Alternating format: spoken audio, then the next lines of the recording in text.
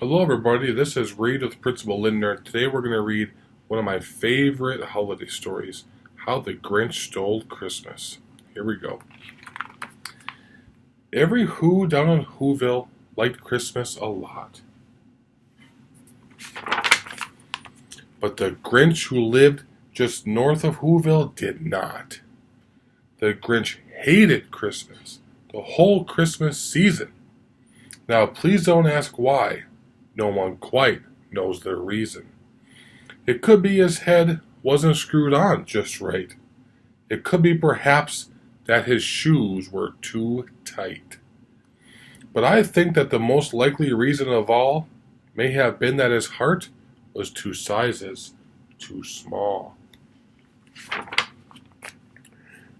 But whatever the reason, his heart or his shoes, he stood there on Christmas Eve, hating the Whos, staring down from his cave with a sour, grinchy frown, and the warm, lighted windows below in their town. For he knew every Who down in Whoville beneath was busy now hanging a mistletoe wreath. And they're hanging their stockings, he snarled with a sneer. Tomorrow is Christmas, it's practically here.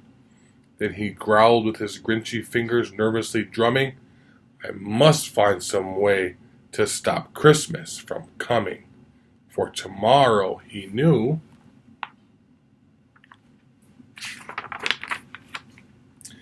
all the Who girls and boys would wake bright and early. They'd rush for their toys.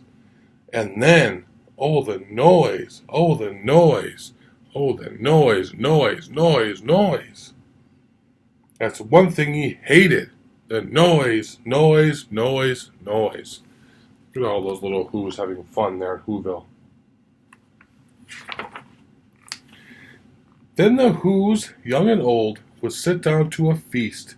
And they'd feast, and they'd feast, and they'd feast, feast, feast, feast. They would feast on Who pudding and rare Who roast beast, which was something the Grinch couldn't stand in the least. Do you like Who pudding? And then they do something he liked least of all.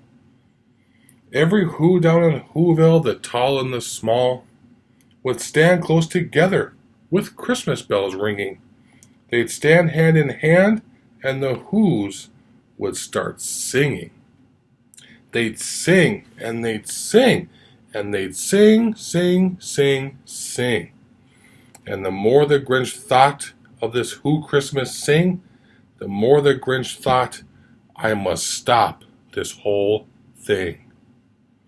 Why, for 53 years I've put up with it now. I must stop this Christmas from coming. But how? What do you think? Then he got an idea, an awful idea. The Grinch got a wonderful, awful idea. I know just what to do, the Grinch laughed in his throat, and he made a quick Santa Claus hat and a coat. And he chuckled and clucked, what a great Grinchy trick. With this coat and this hat, I look just like Saint Nick. All I need is a reindeer, the Grinch looked around. But since reindeer are scarce, there was none to be found. Did that stop the old Grinch? No, the Grinch simply said, if I can't find a reindeer, I'll make one instead. So he called his dog Max, and he took some red thread, and he tied a big horn on the top of his head.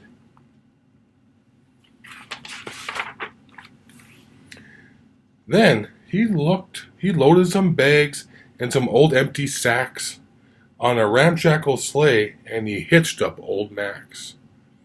Then the Grinch said, giddy up, and the sleigh started down toward the homes where the Who's lay a snooze in their town.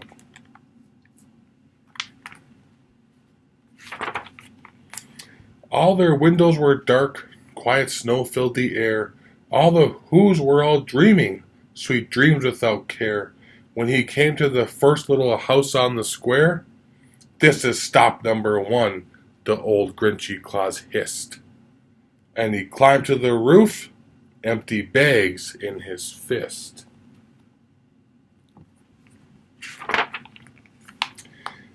Then he slid down the chimney, a rather tight pinch, but if Santa could do it, then so could the Grinch. He got stuck only once, for a moment or two. Then he stuck his head out of the fireplace flue, where the little Who stockings all hung in a row. "These stockings," he grinned, "are the first things to go." Then he slithered and slunk, with a smile most unpleasant. Around the whole room he took every present. Popguns and bicycles, roller skates, drums, checkerboards, tricycles, popcorn, and plums. And he stuffed them in bags. Then the Grinch very nimbly stuffed all the bags one by one up the chimbley. Then he slunk to the icebox. He took the Who's feast. He took the Who pudding. He took the roast beast. He cleaned out that icebox as quick as a flash. Why, that Grinch even took the last can of Who hash. Then he stuffed all the food up the chimney with glee. "And now," grinned the Grinch, "I will stuff up the tree."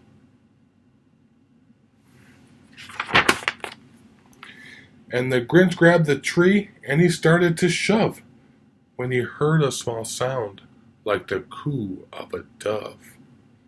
He turned around fast and he saw a small Who, little Cindy Lou Who was not more than 2.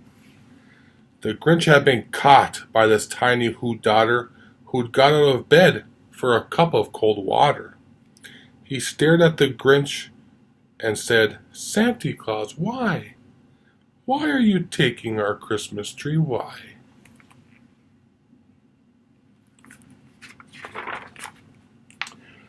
But you know, that old Grinch was so smart and so slick, he thought up a lie, and he thought it up quick. Why, sweet little tot, the fake Santa Claus lied. "There's a light on this tree that won't light on one side. So I'm taking it home to my workshop, my dear. I'll fix it up there. Then I'll bring it back here." And his fib fooled the child, and he patted her head, and he got her a drink, and he sent her to bed. And when Cindy Lou Who went to bed with her cup, he went to the chimney and he stuffed the tree up.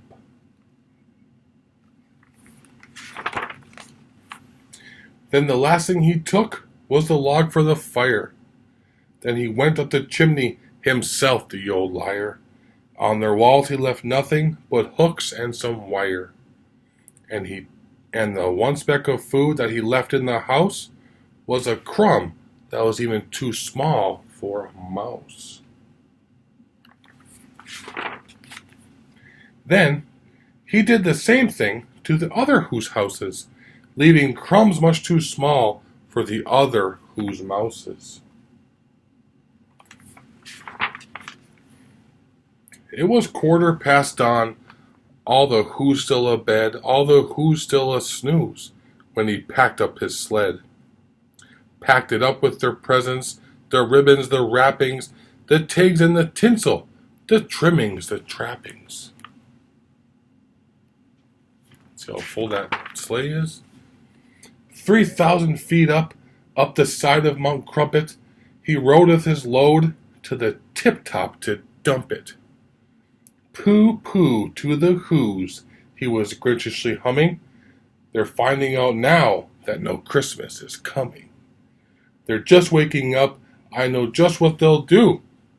Their mouths will hang open for a minute or two. Then the Who's down in Whoville will all cry boo-hoo."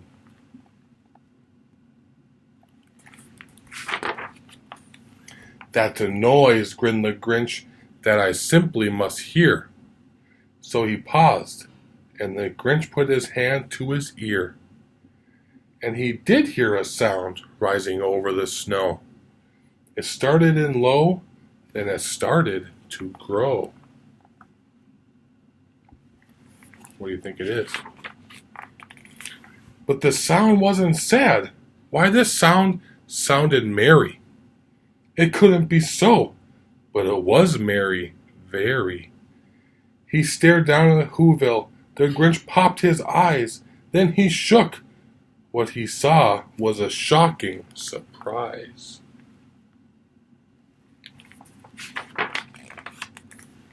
Every Who down in Whoville, the tall and the small, was singing without any presents at all.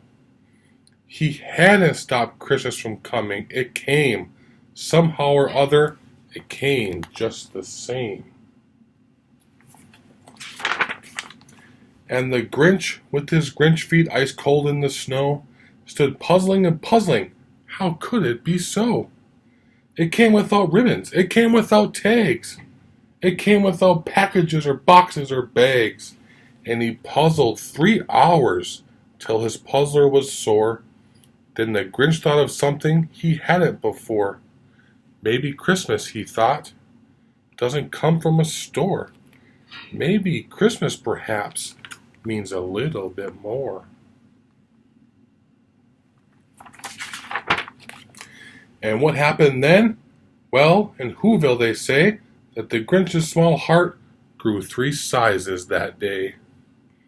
And the minute his heart didn't feel quite so tight, he whizzed with his load through the bright morning light, and he brought back the toys and the food for the feast, and he himself, the Grinch, carved the roast beast. Merry Christmas, everybody.